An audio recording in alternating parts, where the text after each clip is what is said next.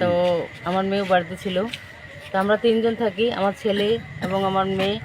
তো ওই যে কি পবিত্র নামে একটা ছেলে আইসা কি করলো, আমাকে দিদা করে ডাকে, আমার সঙ্গে ইয়ার্কি করে ভালো কথা। ও কি করলো, আমার সঙ্গে ইয়ার্কি কর ভালো কথা। ও কি করলো, আমাকে ইয়ার্কি করলো আমার মেয়েকে মানে টানাটানি কইরা বুকে হাত দিল আর বিছানায় ঠাটারি করতেছিল। তখন চিল্লাইলো, তখন আমি আর কি দৌড়ে গেলাম, তখন ও পালাইলো। আচ্ছা, সেই পবিত্র মানে আপনার বাড়ির পাশেই? বাড়ির পাশে মানে একটু ফাঁকাফাঁকি আর কি, এইটুকুই। মানে আপনার মেয়েকে শ্লীলতাহানি করার চেষ্টা করেছে? হ্যাঁ, এরকম পরে মেয়েটা চিল্লাহাল্লা করলো, পরে আমি দৌড়ে আসলাম, পরে মেয়ে কি করে ছেলেটা পালাইলো। কখনকার ঘটনা এটা হচ্ছে তখন 4:30 5টা এরকম। এই পবিত্র কোনো রাজনৈতিক দল করে? হ্যাঁ, ওটা হচ্ছে বিজেপির পঞ্চায়েত। মানে পবিত্র বিজেপির পঞ্চায়েত? হ্যাঁ। আপনি কোন দল করেন?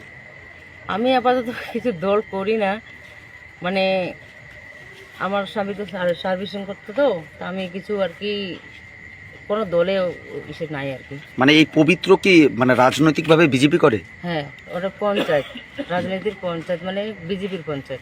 কোন অঞ্চল? অঞ্চল হচ্ছে ওটা, অঞ্চলটা কি জিরানপুর অঞ্চল। আপনারা কি এখন অভিযোগ জানাতে এসেছেন? হ্যাঁ।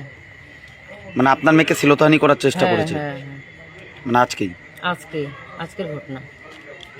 মানে আপনি কোনো রাজনৈতিক দল করেন?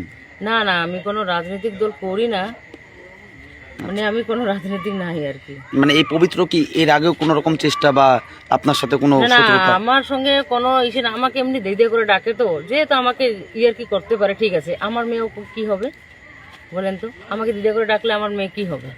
তা আমাকে ইয়ার কি করুক, তাহলে আমার মেয়ের সঙ্গে আজকে কেন এরকম করে ঘটনা হবে, এটাই আমি আর কি অভিযোগ জানাইতে আসছি আর কি, এটাই। উনি বিজেপির পঞ্চায়েত সদস্য? হ্যাঁ, জিরানপুর লোক আসছে আর কি আমার সাথে। সে সময় কি পবিত্র যার নামে অভিযোগ করছেন তিনি কি সুস্থ ছিলেন নাকি নেশাগ্রস্ত? সুস্থই ছিলেন। সুস্থ ছিলেন। হ্যাঁ। আপনার মেয়ের কত বছর? 17 বছর। পড়াশোনা করে? একটু মাধ্যমিক দিবি আর কি। আমি নিজে একটা বিয়ের নিমন্ত্রণতে গেছিলাম, সেখান থেকে আমার দেওয়ানহাট গ্রাম পঞ্চায়েতের পঞ্চায়েত প্রতিনিধি সোহেল রানা তিনি আমাকে ফোন করলেন যে তার বুথের একটি মেয়ের সঙ্গে পার্শ্ববর্তী গ্রাম পঞ্চায়েত জিরানপুর গ্রাম পঞ্চায়েতের পঞ্চায়েত সদস্য বিজেপির পঞ্চায়েত সদস্য পবিত্র বর্মন, তার পাশে যে দেওয়ানহাট লাগোয়া যে বুথটি রয়েছে সেই বুথের একটা বাচ্চা মেয়ের সঙ্গে একটা বাজে একটা কাজ করেছে, যেটা মুখে আনাও পাপ, ন্যাক্কারজনক একটা ঘটনা। তো আমি নিজেই মানবিক মূল্যবোধ মানবিকতার দিকে তাকিয়ে এটা অবশ্যই সেই পরিবারের পাশে আমাদের দাঁড়ানো উচিত। খুব গরিব মানুষ, আমরা নিজেরাই থানায় আসি এবং পরিবারের সঙ্গে কথা বলি। পরিবারটি খুবই অসহায়, খুব গরিব মানুষ।